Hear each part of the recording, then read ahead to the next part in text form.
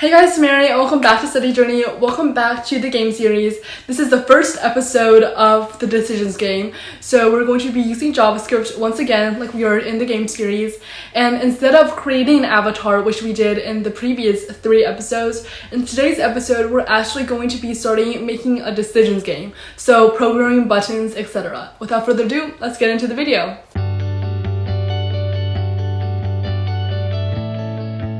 So today we're going to be using JavaScript and writing a little code.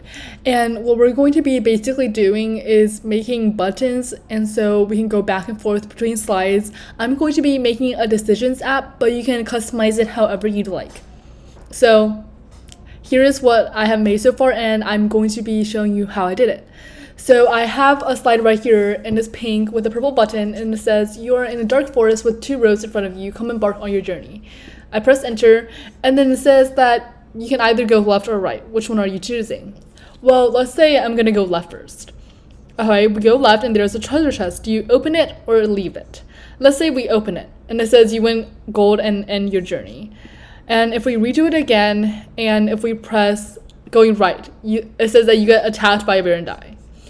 But what if we go left, and instead of opening the treasure chest, we leave it? It says you go on your journey and have a happy ending. So as we can see, each button brings you to a different slide, and it has different words and also different buttons sometimes. So let's see how we did this. So I'm going to go to my new one, and this is some stuff that I've already written in here, so you might want to copy it over if you are following along.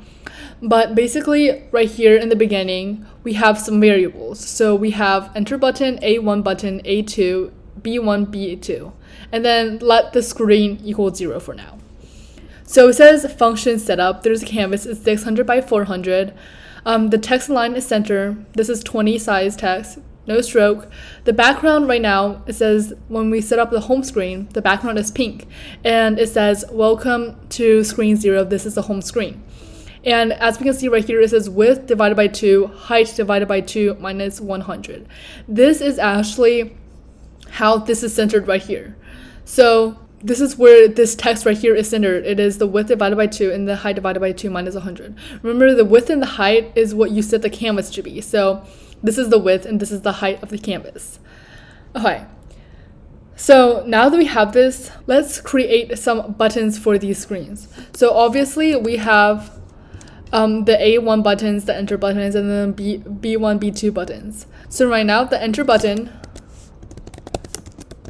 how we set it up is you say new, and then it's sprite.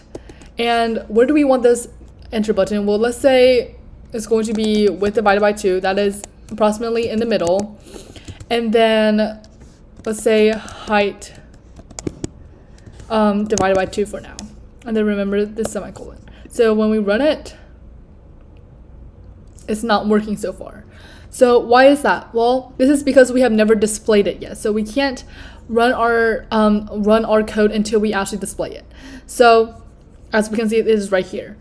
But let's make our other buttons first. So instead of making it width divided by 2, height divided by 2, that is going to be in the center. But let's make it down some. Let's say height divided by 2 plus 100. And then for our other buttons, so A1 button, we're also going to set the new sprite with, let's say, 100 and then 300. And then I'm going to set the A2 button to new sprite. And let's say it's going to be 150, 300. Now, going down, we have to actually display these buttons. So how we display it is, first we have to see how big we want the button to be. So the width of the button, which is enter button dot w, which means the width of the button, it is going to be, let's say, 100. And then let's let the height of the button be about 50. And what about enter button dot collider? And then I'm going to let it be K, which means kinematic, which means it can't be moved by other sprites. And then let's let the enter button color be plum. And what about the text? So what do we want the text to say? Dot text. And I'm just going to let it say enter for now. Okay, now that we have this, let's run it and see if it will display. Oops, we made a mistake right here. So as we can see, we have the 3 buttons, and I'm going to scoot this one over. So let's say 400. Now we have 2 buttons and then the enter button in the middle. We can also customize this better so it is next to each other instead of so far apart. And we can do that right here. So instead of like width divided by 2, it can be width divided by 2, let's say minus 50. And then let's let this be width divided by 2 plus 50.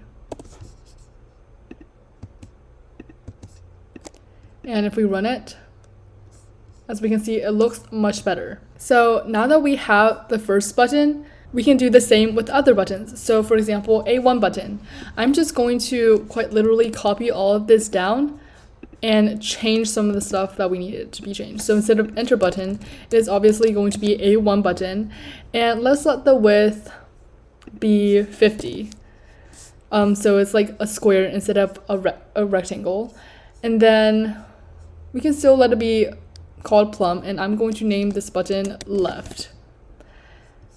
And let's change all the enters to A1.